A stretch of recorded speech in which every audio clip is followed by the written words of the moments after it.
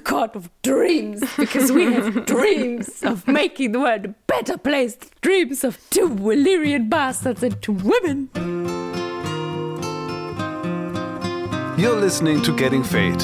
We, Meike, Lea, and Lukas are reading A Court of Mist and Fury for the very first time.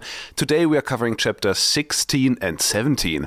Get Fae'd with us! Woo! Hello, welcome to this once again cozy thunderstorm episode. So sorry if you hear some rain and thunder pounding on our windows, but maybe snuggle up in a blanket, grab a bong, and and just have a cozy under old a time. blanket. Please be safe while you listen to this podcast. We have a lot on our plates.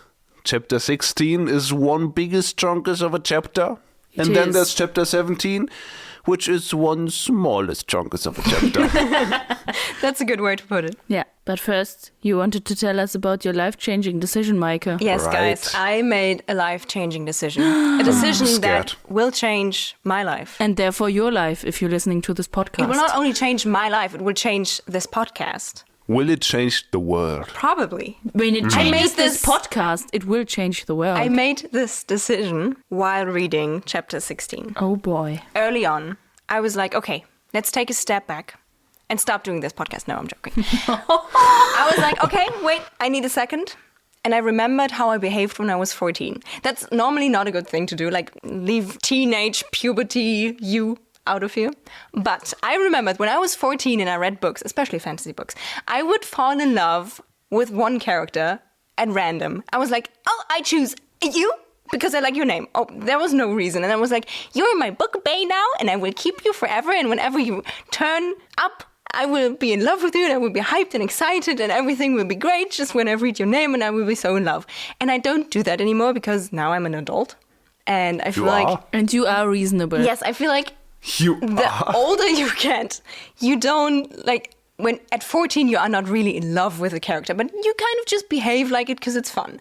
And then you grow up and you don't do that anymore. Sadness. But reading is so much more fun when you behave like you're in love with one of the characters. And I decided, for this podcast and for the sake of myself, for enjoying this, I am now in love with Azriel. He's my man. Azriel is my baby. No one get close to him. Except for one other person who's also in this book. The thing is, I was sitting beside Meike when she read this chapter for the very first time. And we've been together for a while now. I don't think I have experienced her falling so hard in love with anyone and swooning over his every fucking word. Including you. Yes, she was so giggly. When they described the shadows in his face, she would be like, oh, he's so cool. I think Mike is beyond in love with Azriel. Yeah, you know, it's just so much more fun. My question is though, did you decide that before you started reading the chapter or while you were reading this chapter? I think I read like 2 pages.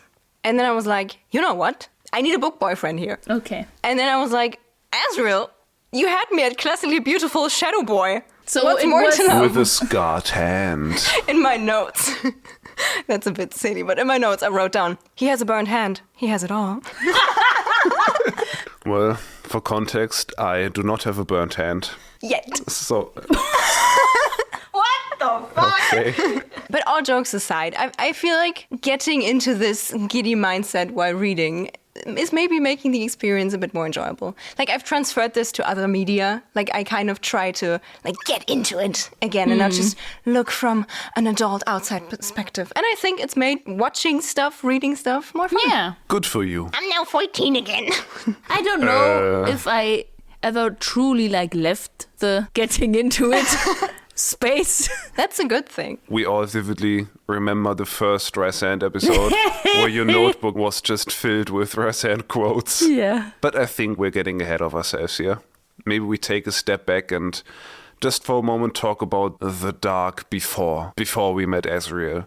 Lea, what happened in chapter 14 and 15, the last episode? Yeah. Good question. So, Feyre, yeah, that's our protagonist's name. Yeah, that's her. Right. I'd like to introduce you guys to Feyre, our protagonist. Hello. Hi. She How you is doing? now a Fae. She has become Fae. Cool. And has arrived in Valaris. In Valaris. The That is city right. of starlight. Yes. And then... Psst, copyright. And there we strolled together with Rysand through Valaris and got to know the city a little bit. There are some quarters, I guess, and some markets. And of course, Valaris is known for its artists' quarter. The rainbow of Valaris. Yes. And Valaris has been kept secret and safe from everyone. And that is why it has not been run down or whatever by Amarantha. Right. And, well, Feyre is still very depressed because she has left Springcourt apparently for good. And it was a big decision. And she wasn't very well because Tamlin is an asshole and treated her badly. And so, yeah, she's kind of defrosting a little bit. But, yeah, she's definitely not her whole true self again. She has a lot of defrosting to do still. Nice. And you know what would aid this defrosting? A nice meeting with Rysand's inner circle. That's true, because they flew up there. And Right, they flew up to the House of Wind, this ominous villa on the mountaintop. At night, it was beautiful. yes. Very cool. And right off the bat, I mean, Feyre is right off the bat because Rysand was alright. Right off the bat, we meet two new characters that we've only been told about before, and their names are Cassian and Azriel. And Cassian is setting his whole vibe with one sentence: "Come on, Feyre, we don't bite unless you ask us to." What's with the biting again? There's Ask Sarah, I don't know. apparently a lot of biting going on in this chapter. For what they are talking about and what this whole meeting is, there's too much biting going on. I don't have anything against biting, if that's all consensual your thing. Humph, humph. This is now a biting podcast. I just truly think Sarah J. Maas has a thing for biting. That's fine. That's totally okay. But there's a time and a place for biting references in your book. Maybe, in a kinky sex scene. That's the time and place, but But I have to say, as this greeting, I don't feel it's that much out of Yeah, place. it's Yeah. okay. There's a situation later where I was like, what are you talking about? Yeah, during this chapter, you kind of get the idea that Sarah J. Maas maybe does not know how men communicate with other men. So she's just testosterone, male, sex, bite. well, to be honest, I can confirm this is exactly how we talk to each other. Oh, okay. I remember on one of my birthday parties. Yes. I listen to a lot of Darnheim, which is this Viking-esque music. And then I put this on, and suddenly a lot of the men in the group were like, "Oh, testosterone!" And I was like, what is going on? That was funny. Didn't we play this party game? I think it's Poetry for Neanderthals. Yes. It's kind of like Taboo. Right. You have to describe a word, but you can only use one-syllable words. And we divided the group, male and female. And the boys in the group were so good at this Yep. game.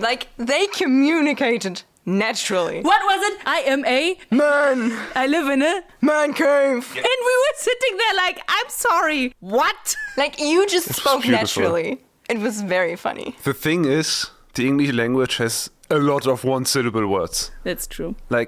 I can just speak, and right now, I talk, And you just use and I just use one. Well, I can't say syllable, but maybe as a fun challenge, we can No. talk like this No. for the rest of this No, podcast. no. I No. mean, for the rest of this pod. I refuse. And if you fail, you're out. Okay, I'm out. I'm not. So, anyways, You're out. we meet Cassian and Azriel. They are both. Oh, sorry, I forgot my sigh. Oh, we can do it again. We meet Cassian and Azriel. And they are both described as dark-haired and tan-skinned, muscular men. And they are both Illyrians. They have wings, just like Rysand. And Cassian has shoulder-length, thick, curly hair. Yeah, nah. I Yeah. don't feel that with him, you know? Yeah, I think since, spoiler, he's kind of like a soldier boy, I imagine, just a buzz cut. I think this would fit the vibe more. He behaves like a buzzcut Yeah. person. I mean, I have to say not necessarily see him with a buzz cut, because to me, I mean, he is a soldier, but to Or me, he maybe like a doesn't- Viking. Like long braided hair and a beard. I mean, I have nothing against the Viking aesthetic. It can be really, really sexy. But I don't know. I don't feel that with him. I think because he has this kind of playful, sexy touched demeanor. I don't see the long hair with him. Yeah, same. I don't But know why.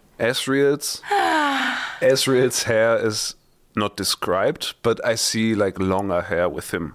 Yeah, I can see it more. Especially because he's like always trying to hide his face. Yeah. And I think at one point it's described that he like is hiding his face behind his locks.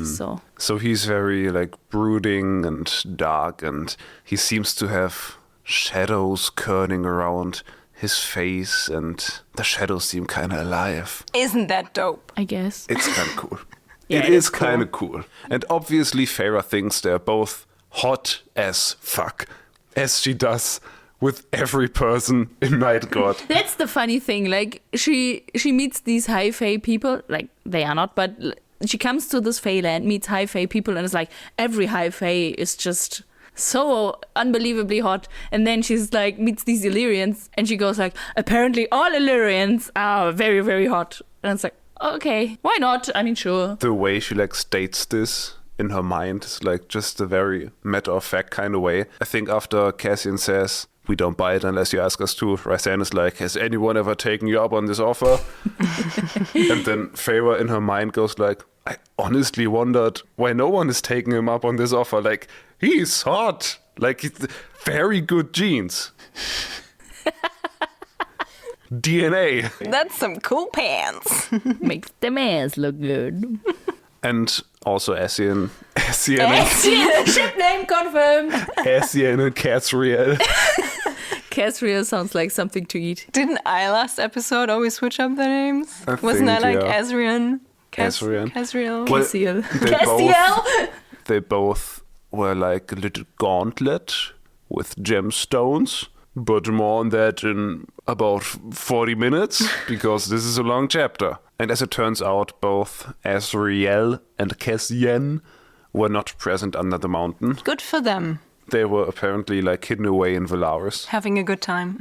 having a good time. I mean, I think we get to know, especially Cassian's character, very fast, because he is asking, like, how were you able to build this Middengard ladder without breaking your own bones? And I think he's commenting on, like, that she's, like, incredibly thin because she's starved. And he just has no manners at all. No, I find Cassian so annoying. I feel Yep. like he is supposed to be what Lucian was in book Yeah, one. Like I think so this too. funny side character that kind of doesn't take anything serious. But he's dialed up to like unbearable. Yeah. He's so annoying. I have to say, I don't find him unbearable, but I don't find him charming. No, Nah. And I think he's supposed to be.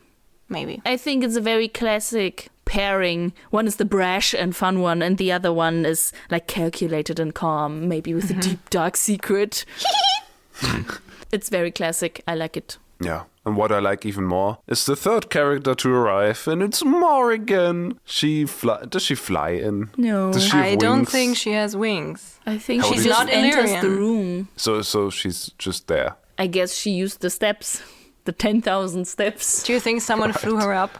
No. Maybe she has like A carrier, own an carrier. Illyrian carrier. yeah. Maybe. And she, to my delight, is like all dressed up and has like a red flowing gown, which makes Feyre feel way better, because like Feyre's all dressed up and felt kind of like out of place because no one else was. So it's cool that Morrigan just swoops in and just supports her by Yeah. being there. I just love her. Do you remember what she says about her dress? She's No. like, "Oh, I dressed up because I wanted to impress Feyre," and I love that. Yeah. Yeah. She's so cute around her. But what I also found interesting, it's a red gown.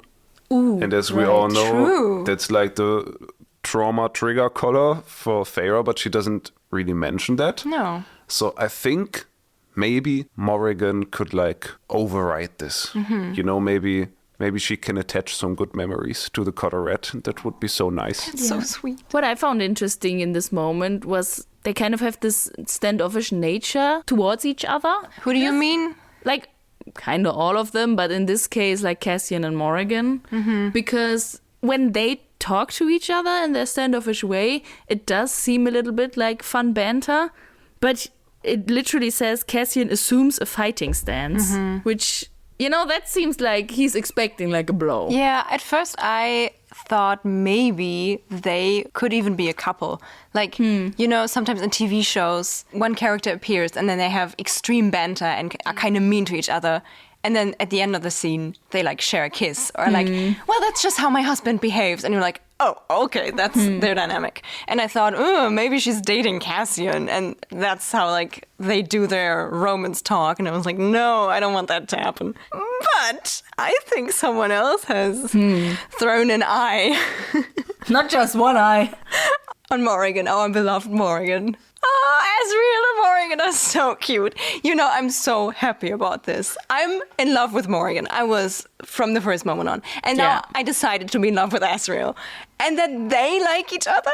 Perfect. That's pretty great. Does she like him back? I'm think not so. sure. I think she does notice like how he reacts to her, right? I don't think she notices. And I think he's being more obvious, like to us, the reader. But I feel like there were some moments where Morrigan behaved similar to them. Okay.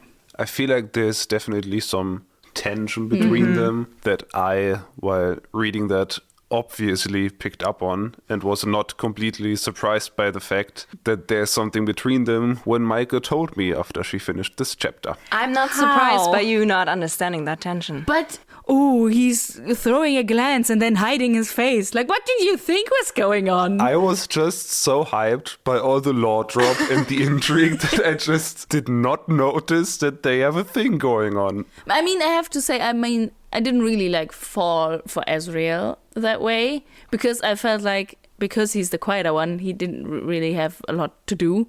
So he threw I fall for the quieter ones. Yeah. But the thing is, like, I was like, yeah, I guess he throws a few glances. That's it. But the sad part, like the truly sad part is, like, I agree there's something between them and maybe there will even be a love story between Asriel and Morrigan. But, like, this is a first-person book. If they have, like, their first romantic sex scene, we will not get to witness it unless Feyre is in the room with them. Guys, sorry, this is a first-person narrator book. Can I, like, join? I don't have to do anything. I'm just gonna just sit need to here, be there. just gonna observe. The readers want to know. Meike wants to know. I take my notebook, maybe I ask some questions, how I feel in between. Do an Maybe interview. They will be a polycule. And because I do I mean, ship Feyre Feyre and and Morrigan. Morrigan. Yeah. Yeah, Feyre me and too. Asriel. I don't know. Nah. Not really. But honestly, I felt like this was maybe the first subtle writing in the series. Because Too subtle for me. Feyre doesn't comment on it. Like, you as the reader are able to catch it, or not, in Lukas' case. But she's never like, oh, Asriel looks at Morrigan like he's in love with her. Well, like, yeah. she comments on Asriel looking, and she comments on Morrigan, like, looking at his hand when she wants to comfort him. But she's not like, oh, are those two in love with each other and don't understand it? Huh. Well, and then a new character arrives, which we've like also heard about, and it's Amren, the tiny ancient one. And to my big disappointment, she's not tiny. She's just kind of small. I imagined like a little Tinkerbell fairy, but she's just... Our tiny theory was fun. Yeah, she's just like human-sized, but kind of small, maybe like 4'8" or something. Yeah. But what I found interesting is that she does not arrive. She has already been there and is awaiting them. And that did seem like kind of a show of power. And I wasn't sure if like Amren wanted to have a show of power or if it was just like a writing move to show us that she's powerful. Because I don't feel like she needs a power move in this moment. But maybe she likes to be dramatic. I guess. Well, Amren is described as, who would have thunk, black-haired, like almost everyone in Nine Court. Except for Morrigan. That's why I said almost.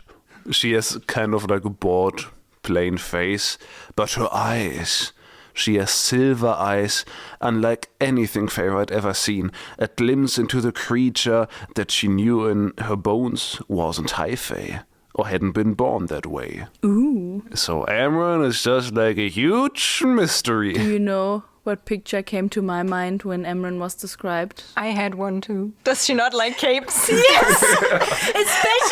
especially because, quite an important information, she is wearing the jewelry that Rysand has bought. So he obviously bought it for her. And Rysand is like, ooh, this suits you. And she's like, everything suits me. And so I just heard it in Edna Mode's voice. Yeah. Everything suits me, darling. I thought of her too. Because she's tiny and has this black bob.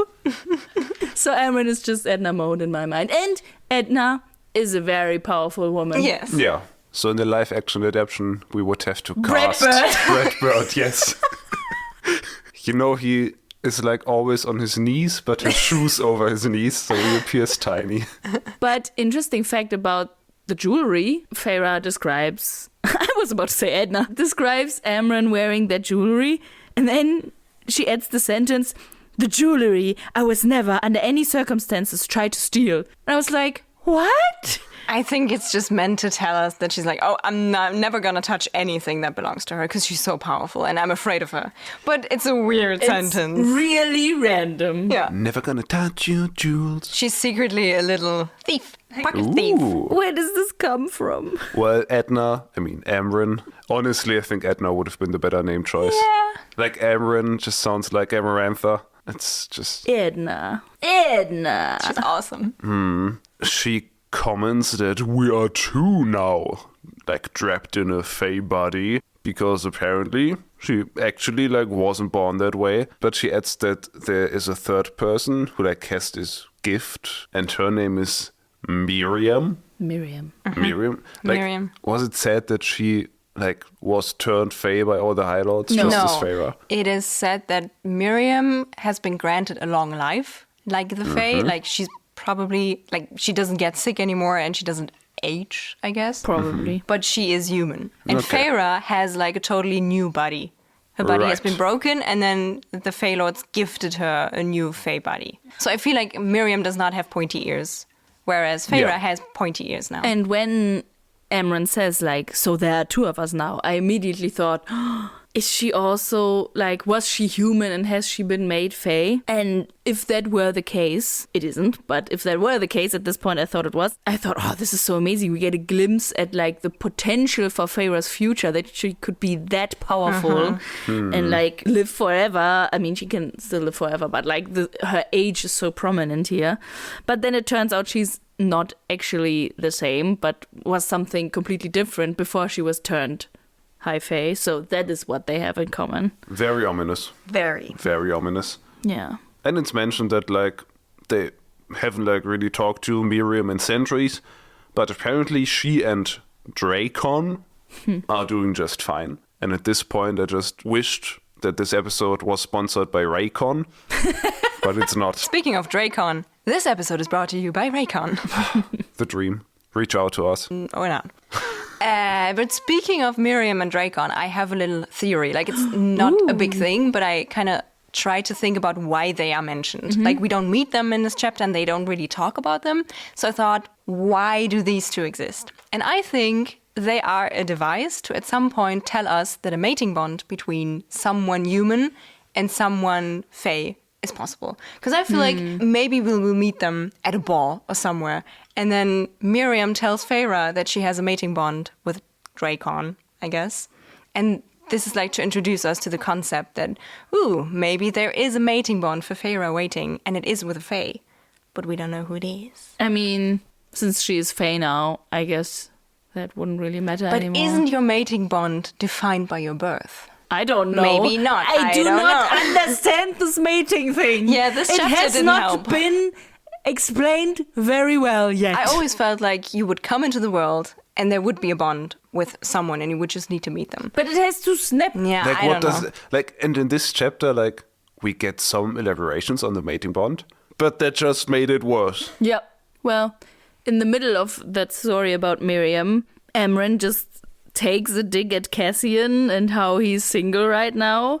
And this is one of these inappropriate times. Like, it's not really inappropriate, but it's just like, why? This has no time and place, guys. Is this just to show how they like kind of casually flirt with each other, and that is just their thing? How they are such a casual circle? Yeah, maybe. I think, especially in her newest series, Sarah J. Maas, like, it's an adult series, especially said it's adult fantasy. And I felt like the thing that makes it adult is that they say fuck after basically every sentence, and they sleep with each other just a lot, and they talk about sex a lot, and they think about sex a lot. And I just feel like Sarah J. Maas thinks if you are close with someone, like you trust them, you behave inappropriately and you talk about sex and there's no taboo. So it's supposed to show us, oh, they are able to be like, oh, no one wants to sleep with you, bah ha ha, sex. They are a close friend group and they are ancient and adults. Yeah. I mean, I don't object that they talk about sex or make jokes about like having sex with each other or not, do whatever you want. I'm just confused that they do it like in the middle of the story. It seems so random. Yeah. But sure, be sexy with each other. Do you think like Cassian and Amren actually have like a thing? I feel like they already have slept with each other. Yeah. And then Amren like discarded him. Yeah, I feel like she's not the one to have like committed relationships, at least not with these people. Right. She like probably likes to have fun. That's how she seems. And Yeah. Yeah. So Morrigan summons some food. They keep having their sexy banter, and Morrigan says the most relatable thing ever, because she goes like, everyone wants to talk. Can't we eat, and then talk? Thank you. She's perfect. can't you eat and talk? No. No. Eating is eating. Like, I feel this so much. When I'm like at a social gathering and there's food, I'm not part of the conversation while I'm eating. Like, this is my thing. I want to eat the food. I want to enjoy the food. And then maybe when I'm done, I will be part of the conversation, but not before. Yeah, and then we kind of learn that Amren doesn't really eat food, like normal food. I don't eat food. It's like, again, like Amren it's just ominous. Like all questions, no answers. Like it is implied that we don't really want to know what she consumes. But I want to know. Do you think she eats children? I feel like that's like too easy. Yeah. Maybe she eats souls. I like it. Or magic. But the question is like, she has Fae anatomy right now, right? I think she is like Feyre. She has been given a Fae body. She does need sustenance. Yeah. So she needs to eat something. Plants.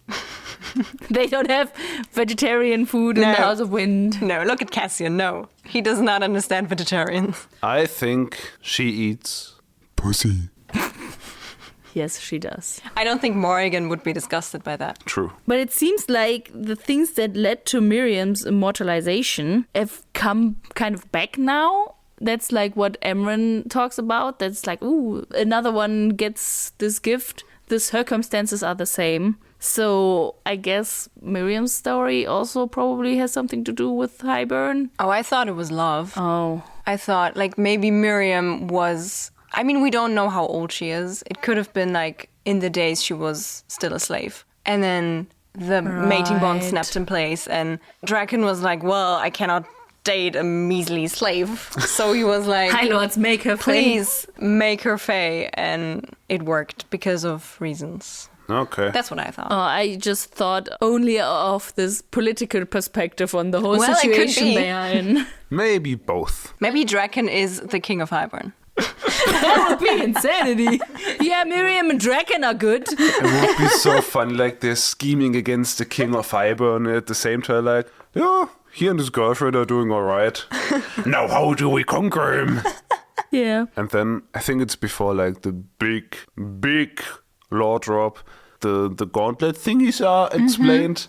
They have like the funniest name ever. I don't really know how to pronounce it, but I guess it's like Siphon? Yeah. Siphon, yeah. Siphon, but isn't like I tried to Google it because like we have this word in German, which is like Siphon. That's what you were thinking about. Yes, that's like a toilet tube thingy. It's under your sink. Yeah, it's under your sink, but maybe also under the toilet. It's like just a bathroom plumbing thing, But like siphon, like the English word siphon, I think also means that. Well, it basically does that. I feel like the meaning is that it like channels your power and it goes through it like a plumbing tube. But it's just like kind of a funny name. Yeah, I thought the naming was intentional. Like it only lets through what's supposed to go through and keeps the bad stuff stuck. They have plumbing stones. They have siphons. And apparently Illyrians possess like an innate killing power, just like a destructive death power thing. And like the siphon. Please call it a siphon. And the siphon kind of channels that, and I think Rasan describes it as a brush with which you can apply the paint. So it allows you to use it for like more nuanced magic. I thought it was so funny that he used arts and paint supply metaphors so Pharaoh would understand. But then he describes that they, as I understood it, literally form like weapons and shields out of magic. So they just make magic weapons, which seems so basic. Like, your magic power is sword. But then again, I thought, okay, I guess that's kind of the point. The Illyrians only have like basic magic. Yeah. So I guess. But then again, this whole shadow magic from Azrael does not feel like that. No, but I mean, like, he is a shadow singer, whatever that means. Spoiler, name drop, he's a shadow singer. That sounds cool. Meike so just cool. completely lost it Yeah, when I that was lost it. mentioned. Meike was ready to build a portal into this book and go marry Azrael, because he's a shadow singer. Are you jealous? Well, I'm just a plain old boring normal singer without shadows. Well, upgrade. But yeah, Azrael is a shadow singer, but I think he's not a shadow singer because he's Illyrian. He's just Illyrian and also happens to be a shadow singer. Oh, okay. But then, throughout the rest of the chapter, we get like this huge backstory drop from Reese and Ass and Cass. Oh, what's with those stupid nicknames? How do you think calling him ass is okay? As. You need to say a soft z. As. Soft as. Yeah, he has a soft ass. But true, like they feel like they would use this opportunity to just call him Ass and make fun of him all the time. Probably. I just, this whole name shortening, I mean, yeah, they're friends. And, I mean, you can't choose your nickname most of the time. And it does fit all their characters and their backstory that they would just call him As. Yeah, I just feel like it's unnecessary. Like they all have short names to begin with. Like why do these? Rice Maybe and Azrael. It's still a mouthful. This is my fan theory. Maybe they all just played a lot of poetry for Neanderthals when growing up, and that's why they had to shorten all their names to one syllable. I mean, Fits their backstory. Their backstory. I tried to summarize it, and it's a lot, and please just chime in if I forget anything. Cassian and Azrael are apparently both bastards. And bastards do not have the best standing in Illyrian culture. By the way, Illyrian culture completely fucked up, but more on that later. And Azrael is the bastard of like a local lord, and Cassian is born to a laundress of like a war camp and some unknown warrior. So far, correct. Like Cassian, I guess, grew up in a war camp, very much like fits his description. All the while, Rasan's mother was also at a war camp, and the Illyrians have this fun little tradition where they clip the wings of the females and essentially cripple them as soon as they like start having their periods. period confirmed. Fae menstruation. Woohoo! Yay. Also, very Handmaid's Tale. Like, as soon as they are able to breed, women are captured for breeding. Yeah. Seriously, I thought maybe Illyrians are cool. Like, we met the Fae and we kind of learned, oh, a lot of the Fae suck. And then they talk bad about the Illyrians, but oh, maybe they are like the rebel kind and they are cool. But no, why does everyone in Prythian suck? Just because, well, Rasan's mom wasn't at war camp and she liked flying very much and was obviously not keen on getting her wings clipped, so she like took some herbs and potions to delay her period until she was 18. I mean, she wanted to delay it further, probably, but that's just not how bodies work, unfortunately. But seriously, how bad is it? You are immortal and your period starts at like 13, like for a normal human being, and then you have it for the rest of your life. Is there like a Fae menopause? I hope so. And I hope it starts at 100. Or maybe 50. Maybe 50. But that would be a reason why there are so few Fae children. Yep. Maybe just Feyre's menopause will start when she's 50. And then she's like, ha, nice. Jackpot. I get to live the rest of my life. Pain-free. Well, and then after her bleeding started, Rysand's mother tried to flee the camp and fly away, but she was caught. Oh no. And then she was like preparing to receive her punishment and have her wings clipped. But that's conveniently when Rysand's father arrived at the camp. He winnowed in. Yes, he winnowed in. And then, you know, the mating bond between him and this woman just kind of snapped into place. And he was like, stop it. No, I will murder you all to save her. The thing is, how I understood it is that the mating bond didn't snap into place like at the exact same moment. That it snapped into place for him. He murdered them all. He misted them, which means he just turned them all into blood mist. Funny. Fun things. But yeah, he freed this woman. And then when she was freed, the mating bond snapped into place for her. And I read this as a confirmation that it is possible for a mating bond to like snap into place at different times for these people. So I still think that what happened at the end of ACOTAR, where Rysand looked so shocked at Feyre and then portaled away, that was when the mating bond snapped into place for him. Okay. Maybe. Well, and then he just kind of took her home and made her his wifey. And like, was he already like High Lord? Yeah. Was that I the think deal? So, and this was obviously very frowned upon because, as it turns out, the Illyrians are not really high fae.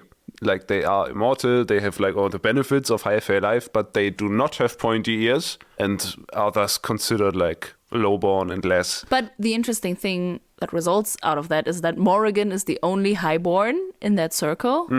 And what I found very cool is that we have noticed like this clear distinction between high fae and fairies didn't really ever make sense in this whole book. And now we learn, okay, they are just constructs made on this concept of blood purity that don't really make sense. And we don't know what Illyrians are. I guess they're Illyrians. So, and obviously Rysand is like the most powerful High Lord. And obviously he's a High Lord, so he must be kind of high fae, but he really isn't because he has Illyrian blood. So I like that this whole concept is kind of null and void. Yeah. Well, and then obviously Rysand was born and is like a half-breed. Ew. Yes, he's a half-breed. Yikes. Ew.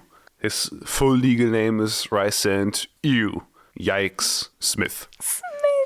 And like the thing... Pharaoh, sizzling McHot Beauty and Rysand Ew, yikes Smith. Nice. And like the thing I don't get is like, yes, there is a mating bond between them, but that doesn't really matter. Like, she still grew to hate Rysand's father because he's like a vicious lordy thing and his mom is kind of, you know, nice and soft and all. Like, they have a bond, but they are not made for each other. Yeah. It's kind of weird. They are made for each other, but not made for each other. And that just confuses the fuck out of me. On the one hand, I like how the mating bond does not force you to like blindly love someone that does things you do not agree with. But on the other hand, it kind of still forces you to be with someone you don't think does good things. Yeah, because like, you're supposed to be together when you have a mating bond, right? I Or guess. is mating bond just a different name for love? It feels more. Yeah, I know it does feel more, but like when you are in love, you can love someone and then realize, they're kind of a shitty person. I don't love them anymore. But like the mating bond stays. I guess. I don't know. But you know, Rysand's mother, the kind and nice, loving parent who comes like traumatized from this this sexist warrior testosterone-fueled shithole and decides it might be a good idea to send her 8-year-old son there for training because he needs to learn this part of his heritage. Yeah, sure. So, once you know it, Rysand is sent to an Illyrian war camp and has to train there. His mother moves there with him. Yeah, that's Right. kind of funny. Like, sure, he's an 8-year-old child. I think it's okay that he lives with his mom still.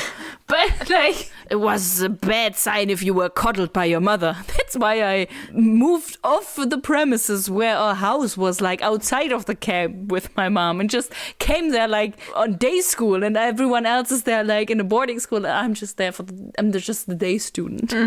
Because I'm fancy and highborn. I'm the fancy pants. Yeah, he's like the prince of this kingdom. Yeah. Not just like... He is. But that's where Rysand really starts to discover his strength and his magic, and it turns out he's quite powerful. You know, he's also a Daimati with his mind shenanigans, and it becomes very clear that he is going to be a bad motherfucker in this world. And so Cassian, who's also a child and is also chilling in this camp, decides to fight him in the sparring ring. Children. To steal his clothes. Yeah, to steal his funny. clothes. And he kind of beats the shit out of him. But then, like, they get 3 lashings for fighting. Because they fought so good. It's all just like this, I don't know. It's a strange people, these Illyrians. But then after their fighting and their lashing, they kind of became friends, and Rysand learned that Cassian had nothing and is like a pure little bastard child. So he took him home to his mom, who just kind of took him in, and now, you know. He just lives there as well. He's just like the adopted child of the family. But the fun thing is, they're not friends. Like, they don't like each other now. He just lives there now because he was kind to him. And I like that they, like, know each other since childhood and, like, are kind of allies since childhood. But I think it's funny that they weren't, like, immediate friends. Yeah. And then they like live there for a year. And then Asriel arrives, who was sent there to train because it was discovered that he's a rare shadow singer. And they just kind of become this trio. We finally have our golden trio. Yeah. The thing is, this whole story, I think, is also supposed to show us that, like, not only was he very powerful since childhood, but also he already had a good heart back then. Yeah. And so I was like, yeah, okay. Good-hearted Reese. But I kind of like this dynamic. They Yeah. feel like a very natural friend group. Like Yeah. the noble born prince thingy. Like, even though he is a bastard, like, he is now High Lord. He, you know, that never kind of endangered his station, I guess. Yeah. So he's like the princeling, the noble. And then we have the brawler, who's Cassian. And then the kind of, I don't know, troubled, traumatized child Crazy they one. protect. But is also very powerful and kind of Yeah. crazy, probably. Yeah. I like They're that. nice. I like them too. Yeah. But you know who does not like them together? Rysand's father, the High Lord of Night Court. Also very tropey. Evil man. Because he feels like they are gonna be quite powerful together. You know, with Rysand being this basically all-powerful being, Asriel being the rare shadow singer, and Cassian is also there. Like, he does not have any special powers, just a bunch of Illyrian killing power. And like, what even does a shadow singer do? We don't know yet. Well, they listen. They have somehow they can, like, listen to feelings. I mean, we better know or that something. Asriel used to be Rysand's father's spy, and now he is Rysand's spy master. So this shadow thing is probably used to, like, disguise and trick. And listen. Yeah, I think it's mentioned that they can, like, listen to shadows. Like, the shadows maybe talk to them or something like that. So very spy. Oh, the shadows are his master-esque. informants. The shadows are his little spiders. He's so cool. So yeah, the High Lord senses that they are going to be quite powerful and fears that they might, you know, rebel against him. So he separates them all. And during the big war 500 years ago, he, like, sent them off into different units, where Cassian fought as a measly foot soldier. Rysand, like, led his own unit, and as you said, Meike, Asriel became the personal shadow singer and spy master of the High Lord. But is that like the big war? Because apparently only lasted 7 years. I mean, 7 years for mortals involved is not that little of a time, right? Were they fighting against Highburn back then? No, they were fighting against the mortals. Well, No, Night Court Rysand was fighting with the mortals. Right. Sand. Then my prediction still makes sense. What prediction? I have a prediction. Oh, okay. We learn a lot of backstory here, and I really like it. But there are still like backstory tidbits that are like kept secret and are there to intrigue you. And one of the boys, I don't remember who, says like, Rhys was captured. And with this situation modeled out that we just described, my theory still makes sense because I think he was captured by Springcourt. And that's where he like built a relationship with Tamlin and they became like friends and maybe they were war buddies and did their poetry thing. Ah. And it would also give a reason why like the fathers might have, like one father would have killed the other. Yeah, very Because, good idea. sure, I don't want my son to overthrow me, but also you captured my son. You captured my son. But also you captured my son. Like, that's my son. Don't you step on my territory. Yeah, makes sense. I see it. It's a good theory. Nice. And because there's obviously some more story behind that than just he has been captured, I think he was like put to use in that war camp or something. It's more than a noodle incident. What? A noodle incident. What is that? A noodle incident is when like two characters talk about their backstory and then just refer to this Oh, insane right. thing that happened back then, and we just don't It's get like an Anakin and elaboration. Obi-Wan going like, Yeah. you saved my life for the, I don't know, 8th time. And then Anakin's like, no, 9th. The and then, thing and then on Carton Cartonemodia doesn't count. That's Right. a noodle incident. But luckily, Rysand has like the decency to keep this episode from being 3 hours long and says this is a story for another episode. Thank you. Sad. But you will be happy in the other episode. I guess. Yeah. Well, eventually, Rysand's father like dies. Do we know why? I don't think so. Like, didn't Rysand's family kill Tamlin's family? Yeah. And then Tamlin, like, revenged? I don't remember. I feel like But I someone thought- said something about his dad dying, but honestly, I don't care. His dad is Maybe dead. Ianthe killed his father. And that's why they are enemies. Okay. Well, he's dead. And then Rysand became High Lord. And I also think we do not learn how his mother died. Probably killed by his father. But then again, I am not really sure if Rysand specifically stated that his mother died No. or if Feyre just kind of thought, oh, the subtext here is that his mom is dead, maybe I Well, shouldn't push she it. doesn't even say that. He has like sadness in his eyes and she's like, oh, that tells me all that I need to know. So I feel She like might still be I feel alive. like his mom might still be around. do you think Amron is his mom? No. I don't think so. Okay. Honestly, I feel like his mother would have been a cool character to read about. Yeah. She made questionable decisions, but she's also like this badass mother who like cares about her son and takes in other children. And but she she can also fly. like values strength and fighting and powers, but Yeah. also like education and using your brain. And like also- she sounds Be cool. a good teacher to Feyre. Feyre, yes. And also, at least, she apparently spent decades trying to convince Rysand's father to like stop this tradition of clipping the wings of the females. Did she succeed? No, because he needed them as soldiers and didn't want to aggravate them. Shitty man. Good you're dead.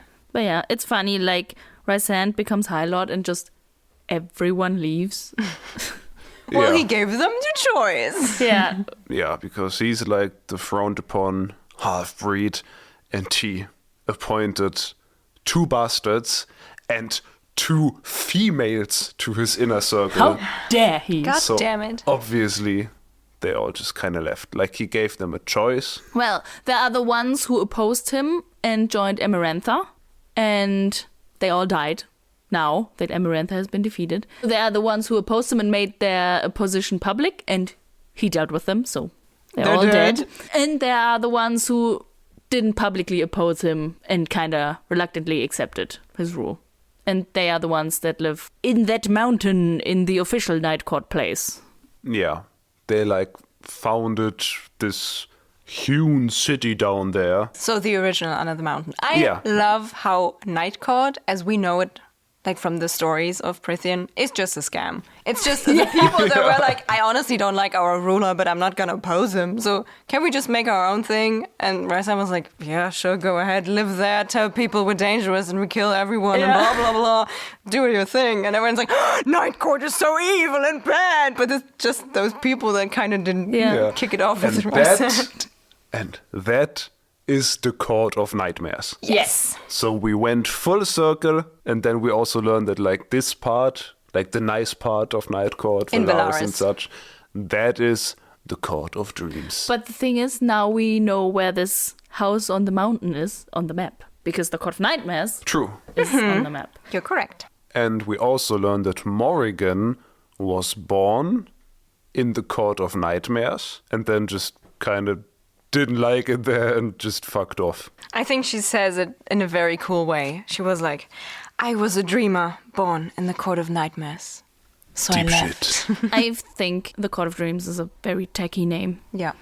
Like, Just don't use it. they Don't use it. sat together and were like, we are the Court of Dreams because we have dreams of making the world a better place. Dreams of two Valyrian bastards and two women. I think what just makes this whole Court of Dreams thingy and Valaris and everything kind of fun to me is that it's just this group of friends that are, you know, when they started it, were all kind of young and unexperienced. And they were just like, no, we're just gonna make everything different than our parents did. And they're kind of like the only ones that don't keep to that tradition that is so valued in Prithian. And I like that. They're just, you know, this gang of troubled teens that were like, nah, we're not gonna do it. They are what Tamlin always wanted to be, but couldn't. Yes. Yeah. They are like the young revolutionaries who were like, we're gonna make things different. We're gonna make a better world. And they did. They did. And also, we're all sexy. Yeah, Very that's important like detail. every revolutionary is sexy. How else would the revolution work?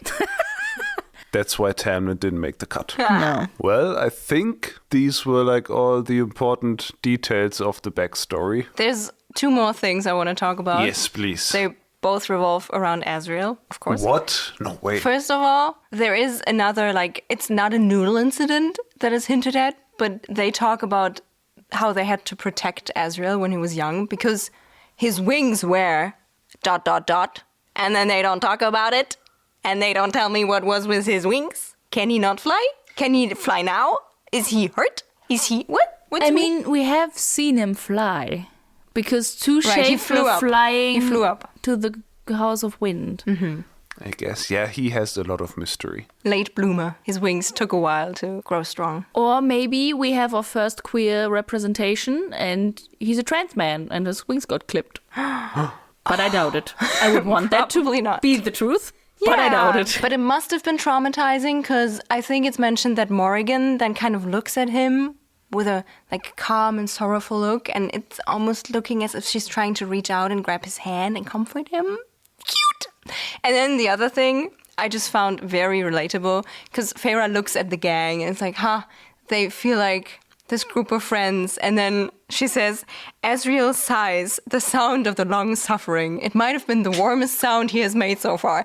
And I feel like that is a very, very good description for someone in a friend group, for the quiet person in a friend group. I feel like I sigh so much about the jokes you two make, and I always mean it so lovingly, but I always sigh like I've been the long suffering. The sigh of the long suffering is such a good thing to describe someone in a friend group. I love that. I'm pretty sure if Azriel has an emo band, that's the name. The Sigh of the Long Suffering. Awesome. Nice. Debut LP out soon. Maybe I should write a song. Yes! I'm gonna do it. I'm gonna do it. Maybe it will take a long time because I'm busy. But maybe like in 4 months, you will have the first single of The Sigh of the Long Suffering by Azriel. Nice. Follow this podcast if you don't want to miss that. Good thing I brought that up. Well, and then after Azriel whipped out his acoustic guitar and sang some tunes, Feyre decides to tell her own story. And after that, like, Cassian offers to train her powers. And Feyre is very hesitant and just kind of repeats the word Tamlin and his cohorts planted into her mind, and she's like, if I take up weapons and train, what message would this send to the people? And then Morrigan is like, rah, you left Spring Court. Like, this already sent a bad message to the people. Now it's time to train. But, she says, the moment the words were out, I realized the stupidity of them. The stupidity of what had been shoved down my throat these past few months. And I was like, yes, she's waking up, you go girl. It's awesome. This whole thing is like a very satisfying chapter. Yeah. We meet new people, we get a lot of setup, we get a lot of backstory, and we get Feyre finally coming to this conclusion. And Morrigan at her side. Like, Well, Morrigan says that she basically knows what Feyre feels like, because she too lived in a place where the opinions of others mattered all too much, and it suffocated her, but she managed to escape. And I could really see the girl friendship. yeah. Yeah, there's this one very awesome moment where Amren goes like, males are horrible creatures, aren't they? And Morrigan goes, repulsive.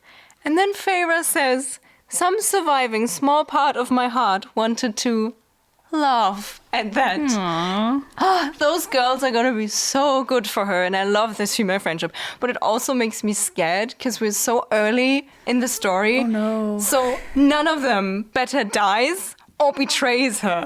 Because we're so early on, it feels like, I don't know, this is already beginning to be like a happy end for her story, and we're just setting off into the story. So I'm so scared that Morrigan or Amren are going to be those close friends of hers, and then How dare you they bring either that up? die or betray her. I refuse to believe that. I feel like Morrigan is such a killable character, though. Yeah. No. I can see that though, yeah. But I don't want it. No, I don't want just it. want them to be girlfriends. Yeah, so far they're good. Yeah. Just Yes. don't look into the future. Stay in the present. Yes. I'd like to look into the future a bit, but just at the very, very bright side of the future. Because I am so excited about this next part of the chapter, because we get what was completely missing from book one, and part of the reason why I thought book one was just a really bad book. I'm just saying it how it is. I didn't really enjoy it, but this book, it's promising, okay? It's promising. And we get one thing. A quest. Yes! Because you know what? Hold on to your socks. The King of Highburn wants to resurrect Jurian. Absolute curveball. Like, I mean, we predicted that Jurian will be resurrected or Yeah. whatever, but I thought Jurian would be an ally. Like, that he will be useful for some reason in Highburn's efforts for the war. Wild. For the king to have an interest in him is so interesting. Like, Yeah. why? He's human. Like, the king of Highburn hates humans. Why does he want a human? And then that Feyre kind of got this idea into his head because he heard of Feyre dying and then coming back. And That was then wild. him thinking of like, oh, well, I could bring Jurian back maybe in a way. That's so interesting. Yeah, and it's like, well, he saw that someone can be brought back from the dead, and I just felt like, oops, we did it. Oopsie. Goosey. But as we predicted, the thing, the MacGuffin that Resent wants to send Feyre after is actually the Eye of Jurian. Perfect. Nice. And Meike, I don't think you've said this on the pod, maybe you have, but you had a very nice theory of where this eye might be. And I liked it. Would you like to share it? Thank you. Yes, I will share it with the world now, because I think the eye is somewhere we have been before. I think Jurian is currently with Tamlin. Because when Amarantha died, she had the ring. And when Tamlin killed Amarantha, he was close to Amarantha. Very, very, very close. And there was so much chaos, no one would have noticed him taking the ring. And I feel like we make a lot of fun of Tamlin for being stupid and not understanding stuff, but he is strategic. Like, he's fought in a war and he's been to war camps and he's led armies.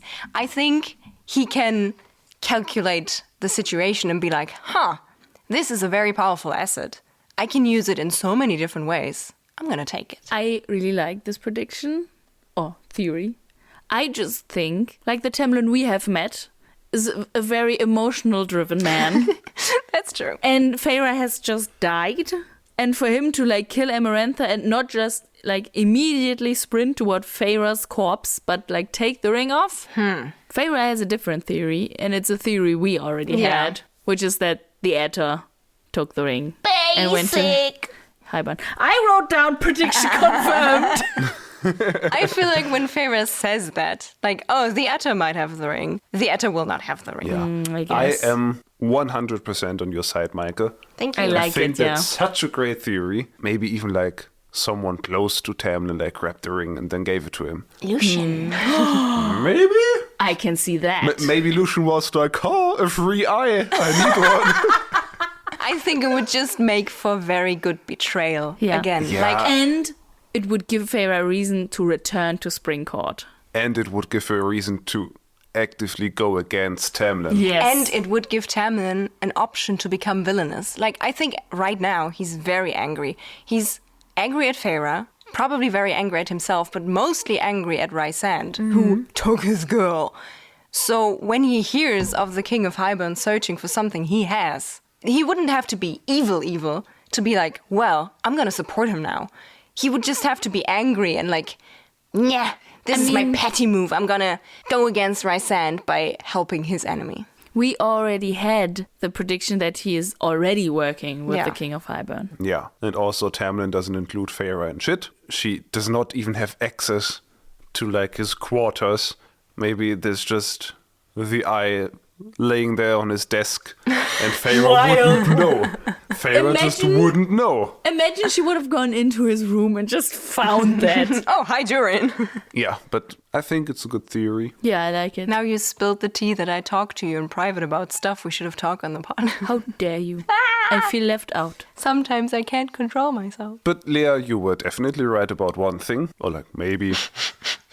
Because Definitely. like they kind of feel like this slaughtering at the northern temples that is going on is kind of connected to them wanting to resurrect Jurian, and they conclude that the Aether is at least doing the slaughtering, and I can see that. Right, yeah. But you know, this raises the question: how do we stop all this? Well, we obviously have to go to the ancient prison and talk to the Bone Carver. What a rad ass sentence. I love it. That's just like a cool fantasy quest and name Yes. in like a kind of silly manner, but like I still enjoy it so much. Yes, the book is finally becoming fantasy, like high fantasy, the kind of that feels not close to your own world. Because, I mean, those are Fae, but they could have just been humans and nobles. Yeah. But this is fantasy. Yeah. And I'm so looking forward to The it. bone carver. In my notes, I even like drew a little trademark logo behind the name Bone Carver because it's so cool. Yes. But wait a minute. Who will go? Who might have the capacity to talk to the Bone Carver? Me. I mean, the Bone Carver, this ancient, awesome being, will not just talk to simple Illyrians like Cassian or Asriel. But And he... Amren won't go. Amren won't go. We don't know why yet. Very ominous, Amren. But I guess the Bone Carver will only talk to someone who was once human and has been turned Fae, because that's interesting. Let's ask Miriam. Well, Feyre will have to go talk to the Bone Carver. Nice. But it is her choice, as Rysand points out. And I'd just like to read the last paragraph of this chapter, because it's kind of cheesy, but it's also so cool, and I'm so looking forward to it. Your choice, Feyre, Rhys said casually. To shirk and mourn or face some unknown horror. The choice was easy. How bad can it be? Was my response. Bad, Cassian said. None of them bothered to contradict him. Nice. Epicness. Sorry, I tried to do that. Yeah, thank you. That was more a cat, but sure. Yeah, Lea's was good. And that was chapter 16. Woo! End of episode. We still have the smallest, chunkest chapter to talk about, and that is chapter 17. And I don't have a lot of notes because I was already so hyped about chapter 16. Well, chapter 17 begins with them flying back to like Rysand's home base, and they kind of talk about the reason for Velaris still remaining a secret, and it basically boils down to Rysand choosing to become Amarantha's whore so he can be close to all of the people who might betray this information, and then he can just sneak into their minds and delete this information. I feel it kind of explains why Rysand never fought her, because he was probably as powerful as she is, but he was using all his magic for mind shenanigans. I think this whole having to pretend to be evil but not actually being evil makes for an interesting character. This whole I pretend, but it's easy for me. You have to be a certain type of person to be able to transport this image of someone cruel and ruthless. But that is also kind of, I don't know, troubling in the regards of a possible relationship between the two of them. I mean, he also says, do not think I wouldn't become a monster to keep them protected, them being his people and the people he loves. And I wrote down, I really love this sentence. And then in parentheses, for a fictional character. Yeah. And in this chapter, they have some tender moments, these two. And it starts with them talking about the deal they have and the bond that it made and how they both don't really know what happened. And Rysand says it gave you what you needed in this moment and you needed not to be alone. And I was just it's very sweet. Something I just thought of now is also that it kind of explains why Rysand is nice to Feyre. Because I think in a lot of stories, you have this bad boy, this villain, who's only nice to this one person they love. And I always feel dude, if you're only capable of being nice to this one person, that is not a good image. I wouldn't want to love someone who's only nice to me and then sucks in every other part of his life. But here, Rysand is not just nice to Feyre. He is, in general, a rather nice person. just not to Tamlin, who is an asshole. Right, and he's just, he's pretending to be evil because he needs to keep Valaris safe. Yeah. I mean, he does some evil things, which, does your pretend have to go that far? I don't know, but... Who cares? Who cares? I don't. For a fictional character, I don't care. And then after that, we just kind of get a little dream where she's traumatized by Amarantha, and then she wakes up to Rysand shaking her and saying, "It was only a nightmare, Feyre." And she has, in her sleep, shredded her sheets to shreds with the little Tamlin claws that kind of grew. Well, not Tamlin claws, but claws of flame. Right. So is she mixing powers here now? I think she's mixing powers. Yeah. So Very cool. she shredded her sheets with flaming claws. Where Rysand starts to teach her control and is okay, breathe. Just imagine them going out one candle at a time, and it works. And so this is just setting up her finally conquering her powers, and I'm looking quite forward to that.